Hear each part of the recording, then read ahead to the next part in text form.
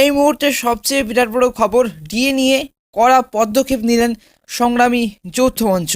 এবার ফের আমরণ অনশন ডিএর দাবিতে 29 থেকে অনির্দিষ্টকালের ধর্মঘটের হুঁশিয়ারি মঞ্চের সংগ্রামী যৌথ মঞ্চের। ডিএ মেটানো সহ একাধিক দফার দাবি পূরণ না হলে সংগ্রামী যৌথ মঞ্চ আগামী 29 জানুয়ারি থেকে কর্মবিরতি ডাক দিল সংগ্রামী যৌথ মঞ্চ।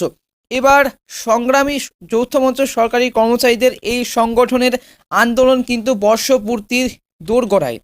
এবার এরই মাঝে শনিবার থেকে ফের অনির্দিষ্টকালের জন্য অনশন শুরুর ঘোষণা করেছে মঞ্চ।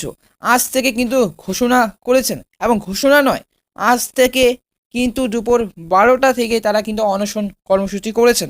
তবে এই যে গত বছর ডিএ আন্দোলনকারীদের টানা অনশনে ভেঙেছিল মমতা বন্দ্যোপাধ্যায়ের রেকর্ড, তবে বছর ঘুরেও ডিএ মেটানোর দাবি মানেননি সরকার। এবার এই আবহে নতুন বছরে ফের একবার আমরণ অনশন শুরু করছে সংগ্রামী যৌথ মঞ্চ। একই সঙ্গে 29 জানুয়ারি থেকে লাগাতার ধর্মঘটের ডাক দিলেন ডিএ আন্দোলনকারীরা। এর আগে শুক্রবার কলকাতার রাজপথে ডিএ আন্দোলনকারীরা মিছিল করেন। হাওড়া থেকে একটি মিছিল আসে ধর্মতলায়। এবার অপর এক কোটি মিছিল আসে শিয়ালদা থেকে। একদিকে আদিবাসী দাউতা মঞ্চের তরফ থেকে তাদের কর্মী সমর্থকরা ডিএ আন্দোলনকারীদের মিছিলে কিন্তু যোগ দিয়েছিলেন গতকাল। তবে গতকাল কিন্তু তোলপাড় করেছিলেন সংগ্রামী যৌথ মঞ্চ ডিএ আন্দোলনকারীরা। এদিকে আন্দোলন প্রসঙ্গে মঞ্চে আহ্বায়কের বক্তব্য আমরা আলোচনায় চেয়েছিলাম, এবং এই যে সংগ্রামী যৌথ মঞ্চ চিঠি দিয়েছিলেন গত বুধবারে মুখ্যমন্ত্রীকে, যে দেখা করুক আমাদের মঞ্চ। গতকাল কিন্তু মুখ্যমন্ত্রী দেখা করেননি, মুখ্যমন্ত্রীকে আহ্বান জানানো হয়েছিল, কিন্তু আজকে আমাদের মঞ্চে উনি আসেননি। আজকে শনিবার, এই যে 259তম দিন ধরে আজকেও কিন্তু তারা অনশন করছেন সংগ্রামী যৌথ মঞ্চ 259 দিন ধরে।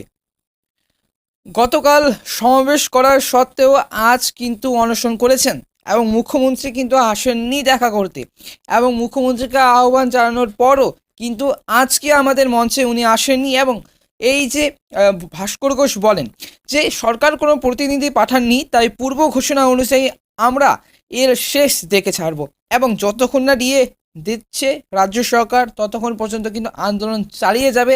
এবং আগামী কিন্তু 29 জানুয়ারি অনির্দিষ্টকালের জন্য ধর্মঘট করা হবে দুপুর 12টা থেকে।